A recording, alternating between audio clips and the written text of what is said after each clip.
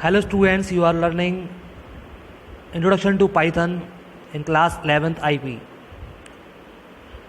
Python interpreter और Python idol के बारे में मैंने आपको इंट्रोड्यूस करा दिया है। पाइथन आइडल कैसे आप स्टार्ट करते हैं, पाइथन का सिंपल प्रोग्राम बनाना आपको बता दिया। 2 मोड्स होते हैं पाइथन के प्रोग्राम्स को रन करने के लिए। Today I am telling you Python keywords. Basically keywords are reserved words. Each keyword has a specific meaning to the Python interpreter. Python में एक इंटरप्रेटर होता है जो कि ट्रांसलेट करता है प्रोग्राम को, जो कोड हम लिखते हैं उसको मशीन लैंग्वेज में वो कन्वर्ट करता है।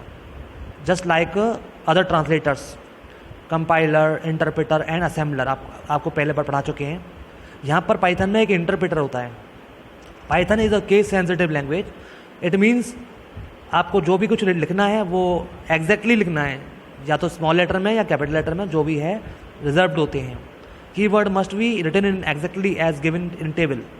ये सारे कीवर्ड्स हैं, जैसे कंटिन्यू, ये रिजर्व वर्ड्स होते हैं। इनका एक मीनिंग होता है इंटरप्रेटर के लिए, जैसे try, while, with, as, true, false, none, from, if, import, pass, break.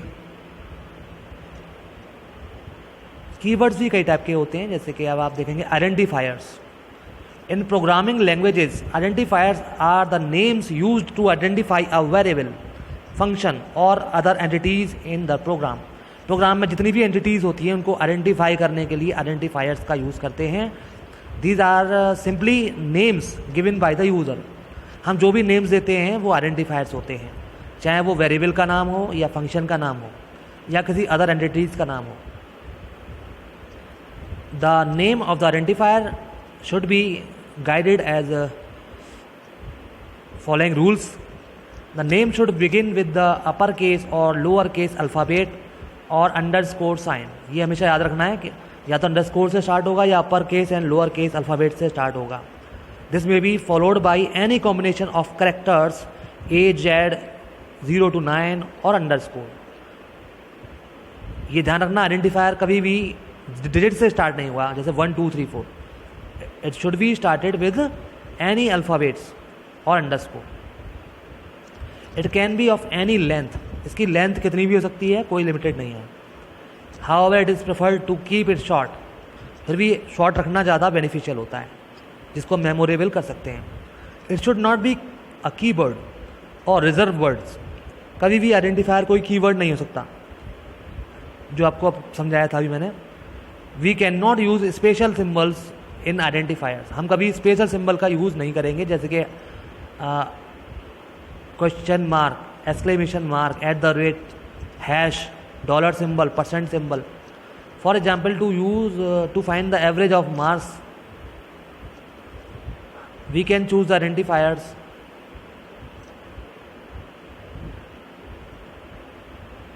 Like marks maths, marks English, marks IP, ABG,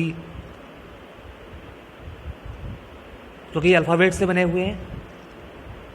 अब हम एवरेज निकालने के लिए क्या करेंगे, इनको हम जोड़ेंगे, मार्क्स मैथ, मार्क्स इंग्लिश और मार्क्स IP डिवाइडेड बाई 3। तो एवरेज मार्क्स निकालने का ये तरीका है। इसमें ये सब आइडेंटिफायर्स हैं जो आपको अभी एक्सप्लेन किए। नेक्स्ट है वेरिएबल्स। पाइथन में वेरिएबल एक आइडेंटिफायर होता है whose value can be changed, जिसकी वैल्यू हमेशा चेंज हो सकती है कभी भी प्रोग्राम में, as you want. For example, variable age can have different value for different person.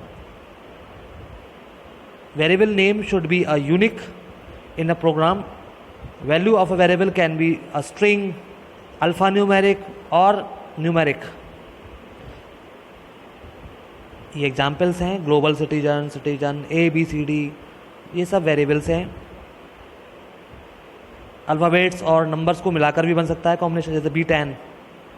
In Python we can use an assignment statement to create new variables and assign specific values to them. यहाँ पर आपने example दिया है how to assign a value to a variable. जैसे gender को M assign किया है, message को कीप स्माइलिंग, और प्राइस को वैल्यू दी है न्यूमेरिक में फ्लोटिंग पॉइंट 987।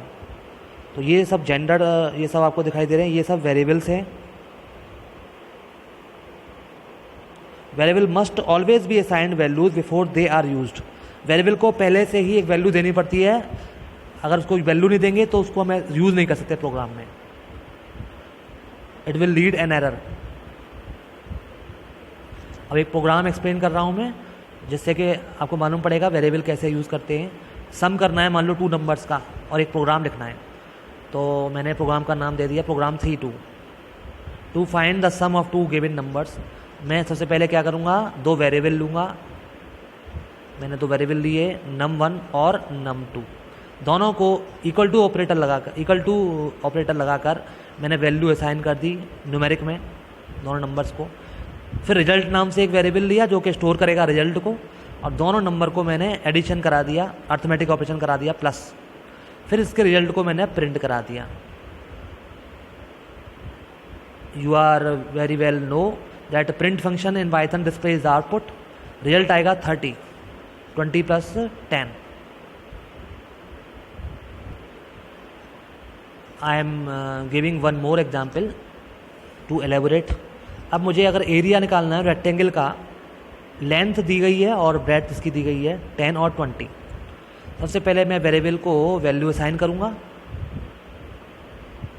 लेंथ को 10 और ब्रेड्थ को 20। फिर एरिया का फॉर्मूला लगाऊंगा, लेंथ इनटू ब्रेड्थ, ये फॉर्मूला आपको लर्न होगा। फिर मैं इसको प्रिंट कर दूंगा, सिंपली ये प्रिंट कर देगा 200, ये रिजल्ट होगा।